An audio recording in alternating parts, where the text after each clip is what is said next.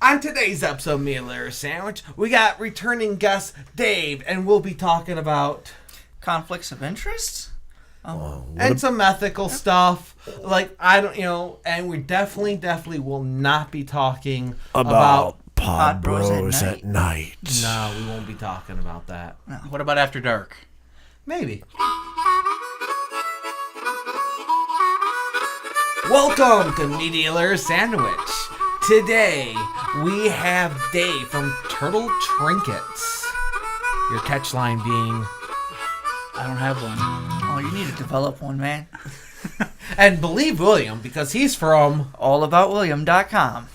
Although things do get a little crazy when Mark Monster's around, because he's from crazymark.com. And I'm Scott Toaden My Alley from Toaden.com and YouTube.com/ToadenK. Or you always find us at Media Litter Sandwich, because that's what you're watching or listening to, Media Litter Sandwich. Now, Dave, he's been on the show before. He's also a reporter, which is your day job. Is that what you would consider it? I do it a lot at night, so I'm not sure. So you do your hobby day job and then your sort of your career as a night job. Well, as a journalist, you work when the news happens. You can't work 9 to 5. Mm-hmm. So I do both whenever I'm not doing the other. Okay, so the topic we're thinking about, today is conflicts of interest, and of course that has to do with a lot of ethics and morality. We all of us do different conventions and freelance work, or we might work different events. So this does come into play a lot of times, whether if you're just a photographer or a photographer at an event that happens to have a day job, or you're a reporter that also sells stuff at cons. True. I don't know if you want me to just talk about the issue at hand, or if you have specific questions. When someone comes up to you and says, "Oh, is there any conflict of interest here?" What are your first thoughts? Well, typically, the only way it would be a conflict of interest necessarily is, one, if I'm setting up at a show within the coverage area where I work, and two, if I'm giving them any special coverage that I wouldn't otherwise if I wasn't a member of the show as well. Mm-hmm. And personally, I have a strong set of morals. I wouldn't do that. However, I cover a lot of things. So, like, at Current, I set up at a vendor show every Friday. I don't personally go because I work Fridays during the day, but my parents go set up. They help me run the business. But it is my business. It's got my name on it. It's in a city I cover. And they do get coverage of events that happen at this vendor show every week. Mm-hmm. And I know I'm being a little vague, but I don't want to mention city names or the name of the show because, again, I don't want to give extra coverage. Absolutely. But it's the largest city I cover. Mm-hmm. And because of that, they get more coverage than other similar events in other cities. Has nothing to do with my business being there. And they actually probably get less coverage this year than they have last year because I'm being extra sensitive to make sure I'm not making it appear like I'm giving them extra coverage. Right. I mean, I used to work for a university, and a couple of the people that work there that put on events or maybe organizations used to ask me to go there and cover it. I'm like, oh, well, I can't do it for this department. The department doesn't really do that. Like, no, not the department. For a YouTube channel. We want you to come out and do video for your YouTube channel. And, I would have to ask people, is this a conflict of interest? And people are like, no, it's not really a conflict of interest, and then I got to reach my own ethics. And sometimes to me, it would appear to be a conflict of interest. And the appearance sometimes is worse than actuality. Mm-hmm. Right. And that's why, especially in the region we're in, and I'm sure most of your viewers know where you're at, but again, I'm not going to... Detroit! And I work at a local newspaper here, not one of the big two. Well, not one of the big two in Detroit. It is the biggest one in the area I'm in, but I forgot where I was going with this. You were talking about, hippopotami, or were we talking about watermelons? The appearance of improprieties, yes. Yeah.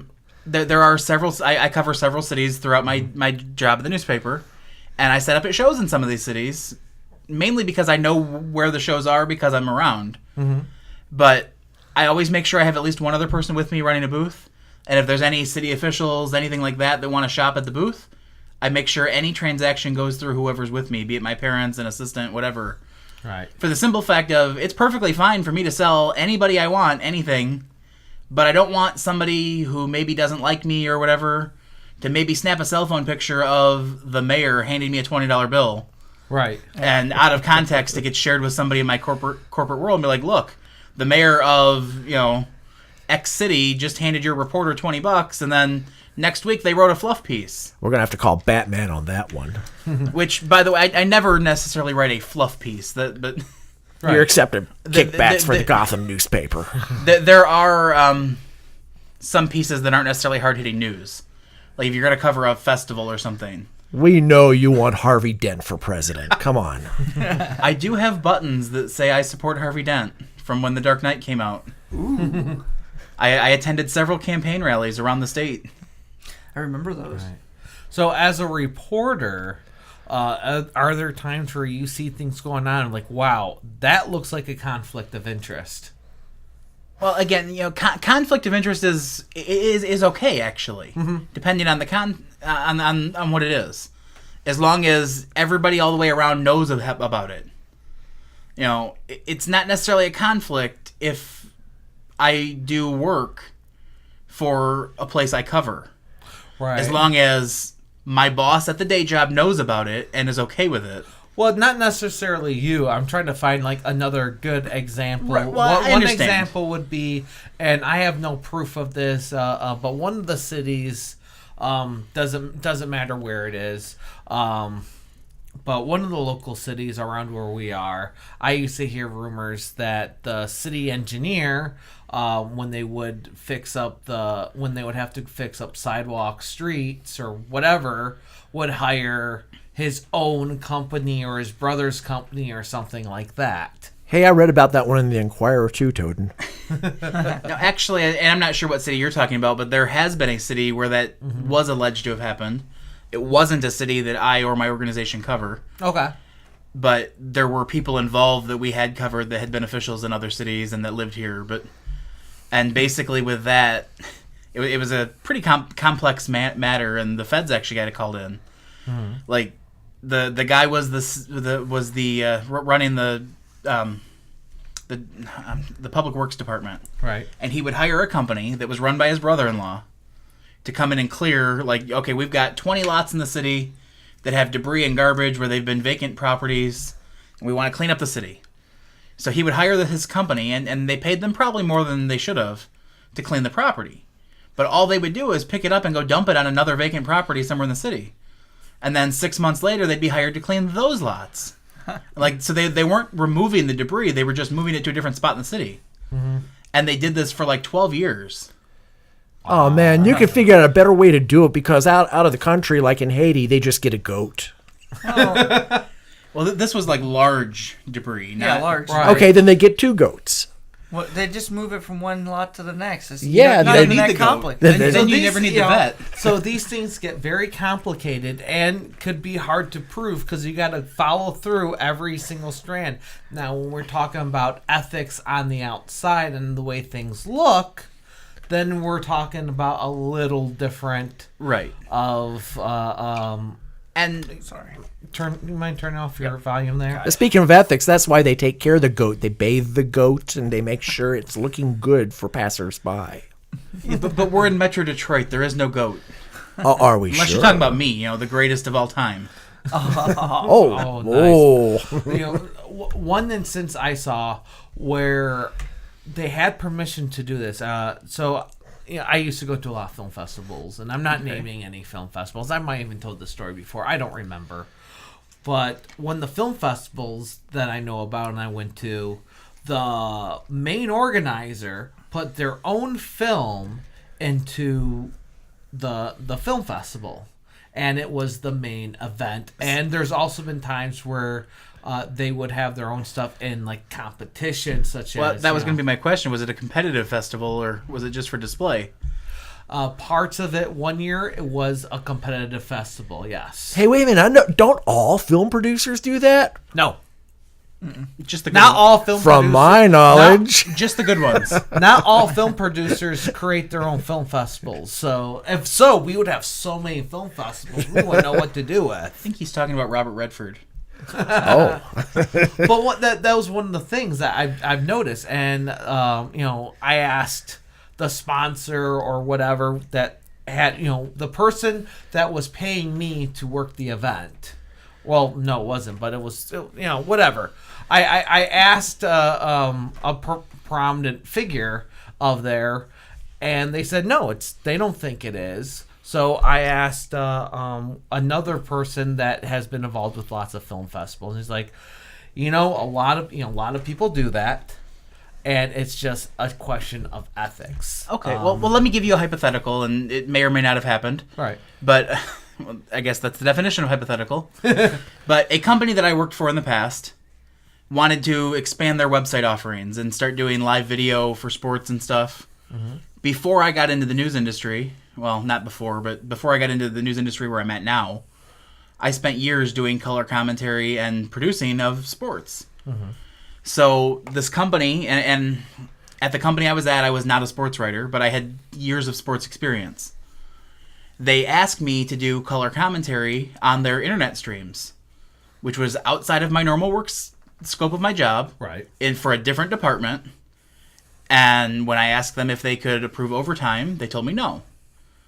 So they weren't going to change my work schedule. I was asked if I would do this as a favor to the sports people, which at the time there was a little bit of conflict, and I was like, no, I don't want to do unpaid overtime on Friday nights doing I don't want to commit to 9 weeks in a row of football where I'm not going to get paid. Right. And they're like, okay, well, since you can't do it, can you suggest people we could hire?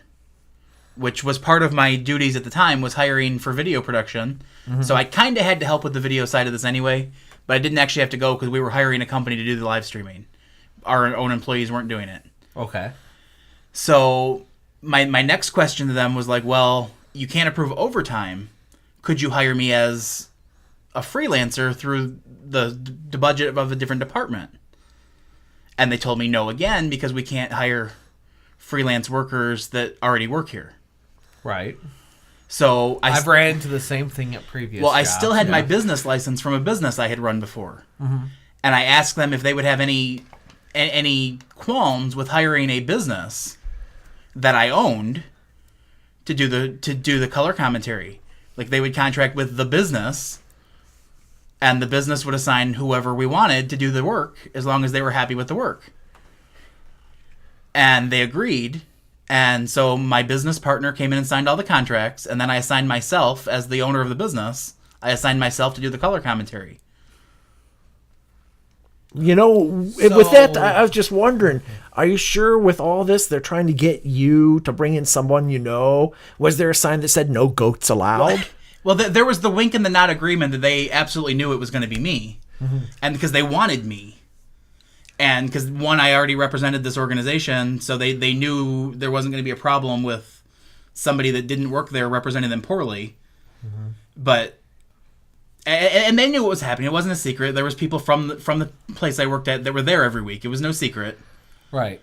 But they actually paid me less than we would have paid other contractors, because I gave them a deal on the contract. But they hired a legitimate business, mm-hmm. and I brought in myself and a partner who had 12 years experience each. They got the product they wanted, they got the person they wanted, and they followed all their corporate laws, all their corporate rules. Mm-hmm. But I still was able to do the work even though I was told no. Right. See, so and this is one of the things, I'm just going to recap a little bit because it got a little bit... corpulent law. So they want you to do a voiceover, and since you couldn't do the voiceover since you worked for the company, they contracted, or, hypothetically, allegedly, hypothetically, all that stuff, this company that you already worked for wanted you to do a voiceover, but they could not pay you the overtime, so they paid for a company that you own... which has legitimate employees, and they knew ahead of time when they hired me that this company existed. Right, when they hired my company for this project, they knew it was me. Right, and they're all aware of this, and and we're able to get you to do the voiceover or to do the work through your own company, which you had, which they knew about it and Right. it was signed off. That was not a But the conflict of check, interest. the check went to the company, not to Dave.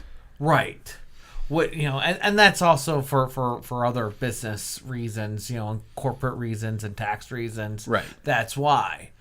So of course the question to the audience is this just a way around, what do you think? Is this unethical, even though it's who they wanted, or is it just unethical for the company not paying him overtime? The reason I was okay with that specific situation is because everybody from the state level down pretty much signed off on it. Right. Like, everybody knew it. There was no hiding it. There was no... There was... Everything was completely above board. It was their way to be able to legally have you do something without it going over a certain amount of hours Right. and having to deal with other things. Yeah, they were they- employing a company that happen to be a part of and freelancing with and have permission from company A to work with company B. And vice versa. This very similar thing happened at the company I'm at now, and they said no. Because they said it's in violation of the spirit of the rule. Right, Oh. and that makes sense. It's really up to personal interpretation, ethics, morals, and I'm sure there's other people that look at it like, what ethics? They wanted him to do a job, they found a workaround. Right. You're not, we're talking about doing some work that they want you to do anyways. We're not talking about, we're not talking about doing something underhanded or trickery, or something really illegal. It's just a loophole so they wouldn't have to pay you Right. overtime. And there is no law against me working anywhere I want outside of the hours I already work for the company I'm at. Especially when they know about it. When I got hired at my current day job, I signed papers saying, yes, I work on this YouTube channel. It will not be a conflict of interest under these areas, and I will not be using company equipment, company time, things like that. A standard kind of a waiver thing saying Right. you're not going to cheat on your job. It's not going to take away from my day job. Right. And anybody that works in an industry where there are side jobs like that probably has similar contracts and similar agreements. Not at the company I'm at now, but at previous companies when I've hired on, I've had to let them know everywhere I freelance for at the time, because I can't freelance for a competitor. But that way, if my name, because in journalism, your name pops up on almost everything. Right. So it's like, well, we want to know where your name's going to pop up when you're not here. Like, are you still going to write for National Geographic? Are we going to? Not that I ever did, but Right. like, are we still going to see your name pop up in National Geographic? They're not a competitor. You can, but you have to tell us about it ahead of time, or you're in trouble. Right. Now, Mark, my next question is to you. You host Comic-Cons, you host conventions, and a lot of times for that you'll have your booth and you'll have do your TV show, which we were on the other day, I might add. Do you feel like any part of that might be unethical because some of these jobs you're being paid to host, but at the same time you're using the same footage for your show? Well, you could ask yourself the similar question. You do this as an audio podcast and as a YouTube show. Yep. Is it a conflict? No, because I own them both, and although I am partnered with Pod Bros, John, who owns Pod Bros, we have had lengthy discussions whether or not he's like, you have to be a Pod Bros exclusive. We have had at length discussions. What does exclusive mean? Are we talking about only the audio version? Are we talking about, in his version, in his words, that just means no other audio network. It can be on several platforms, but not another podcast network, at least at the time of this recording. YouTube is not technically a audio podcast network, and it's just another platform. So I'm allowed to do that. along with get my own advertising revenue. If there's sponsors through me, that is perfectly fine. If I decide to put this on other platforms, such of course as iTunes, Stitcher, Podbean, which we're on all of those, that is perfectly fine. In fact, if we weren't already seeding through those, Podbros would provide us with that service. Of course, it would be under their name versus under our name, which it is currently. But the key thing is we've talked about it. We've brought it up. We've talked about it on the podcast with John. We didn't hide any of those things. Now I guess your question is more or less, is it a conflict that I go to events under one thing, such as they invite us as a podcast, and I still cover it for my other YouTube channel? They know about it in advance. Now, if I would, I don't know where I'm taking advantage of anything, as long as people know in advance. What would be me taking advantage of it? Let's say if I was also being paid on top of other things. Let's say I was paid as the audiovisual guy, or I'm doing sound. Right. Maybe then I'm taking advantage, or if it's a con that I am volunteering for, such as there's a con which I organized a bunch of hours, and I also hosted and moderated several panels. Now, was I taking over that position? Was that a conflict of interest? Well, I wasn't getting paid as a panelist. I wasn't getting paid as an organizer. But if I was, well, then maybe that would be a conflict of interest, or just a morality type thing. Well, and again, as long as you were upfront about it ahead of time and they knew about it and were okay with it.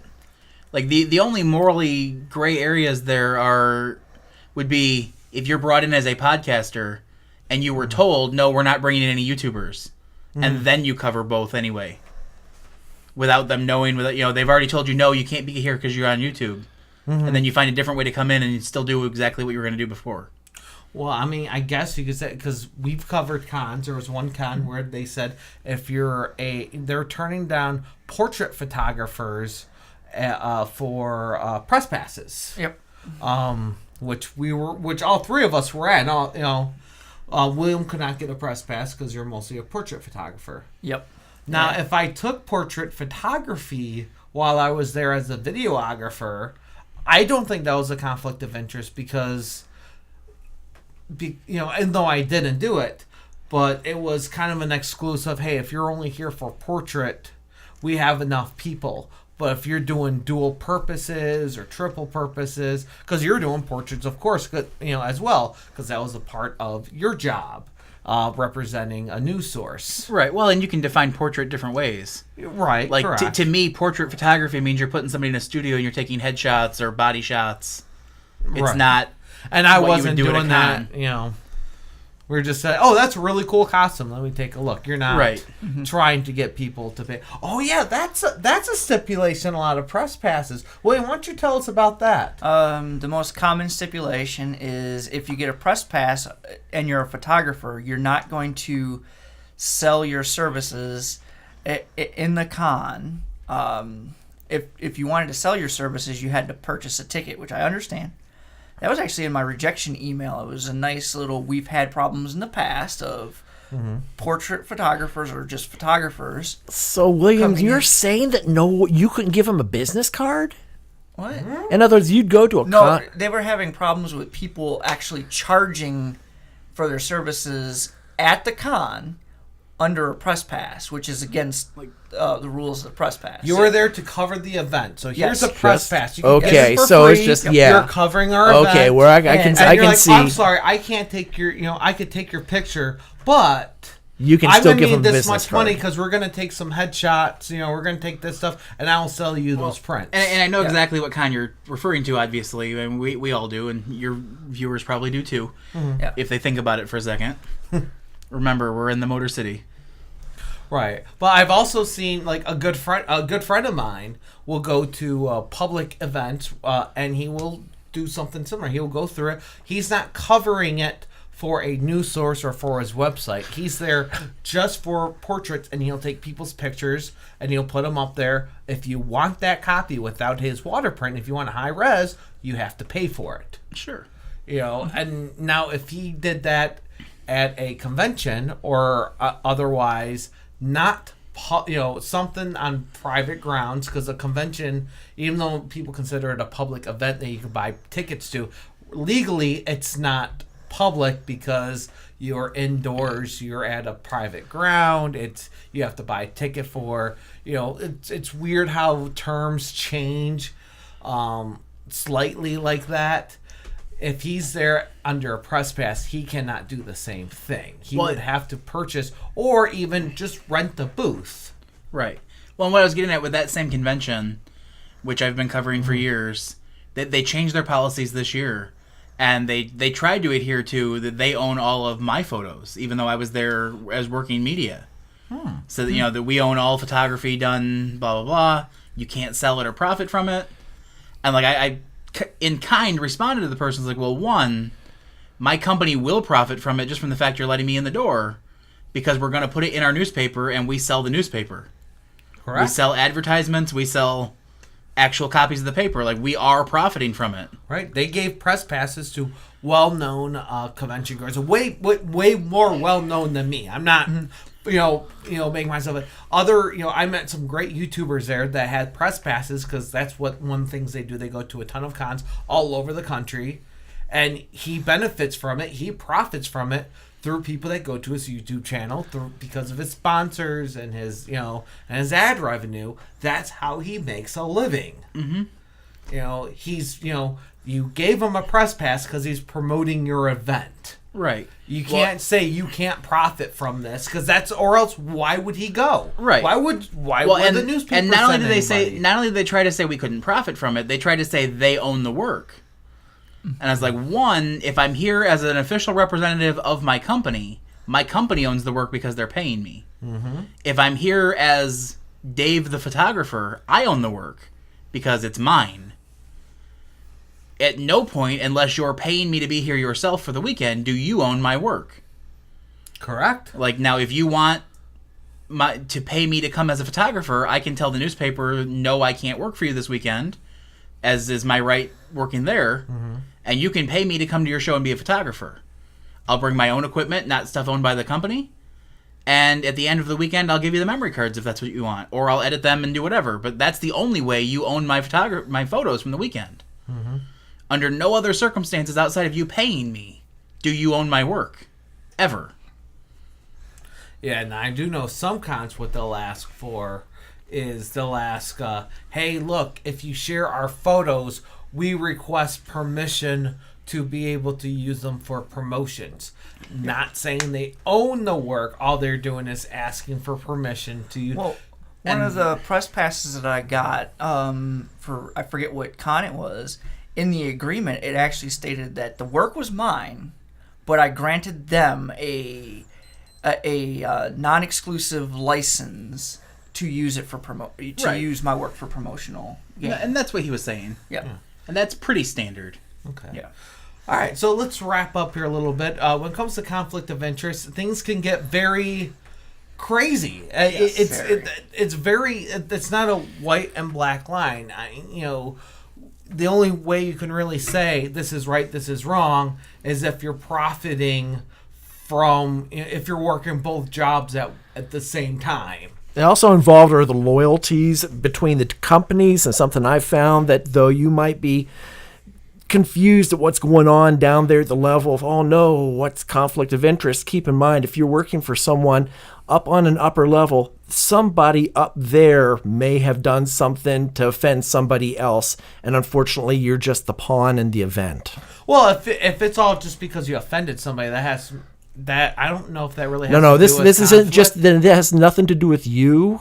Conflict of interest can go between companies much higher and much deeper than just a couple people at an event, or just like I said, if you're there taking photos, if you're there recording, whatsoever, if you're working for a larger entity, there are powers beyond you that will determine your fate. Okay, so to wrap up and try to simplify this, when it comes to conflict of interest, there is no real black and white unless it's truly, wow, how can you do this and that? And that may not even still be black and white. That just might be an appearance of conflict of interest. Dave, thank you so much for being here. I know this conversation became a little bit intricate here, dealing with it. It just has to do with a lot of people's own personal morals and ethics, or the companies that you're representing, their morals and ethics and things that they just like, I'm not sure if that's right or not. Well, and what it boils down to, very simply, I always joke, like, it's better to ask forgiveness than permission. That may work well in your personal life, but in a professional setting, ask permission first. Transparency, disclosure, they go a long way. Exactly. And we've talked about that on the show. Just asking permission, will let you go from doing what everyone else is doing to maybe going that one step further and doing some extra stuff and being allowed to do it just because you asked permission. You're not sneaking around. Again, transparency and just asking permission. I forgot what the other word was. Thank you for being here. Where can people find you, Dave? Well, my Facebook page for my business is facebook.com/Turtle Trinkets Jewelry. Otherwise, if you Google my name, you can find me professionally. But again, I don't really want to promote that. Okay. As I'm told I shouldn't. And we have Mark Monster from crazymark.com. And we have William from allaboutwilliam.com. And I'm Scotty Miley, better known as Toaden. You can find me at Toaden.com and YouTube.com/ToadenK. And you'll be able to find us at BolaCon on July 14th, 15th, and 16th. All four of us. All four of us Yay. there. And Come and ask Dave if he's on the job or not. And actually, that I'm sorry, I know you're wrapping up, but that's another idea of mixed work. Mm-hmm. The promoters there live in one of the cities my newspaper covers, so I will be writing a story about the show. Okay. And I will be at the show as a vendor with my business. Okay. But my boss knows both of these things and is okay with it. There we go. Their transparency, asking permission. And on that Saturday night on the 15th, we'll also be at Motor City SteamCon. Yep. Thank you for watching. Thank you for listening. And I hope you enjoyed our discussion. See ya.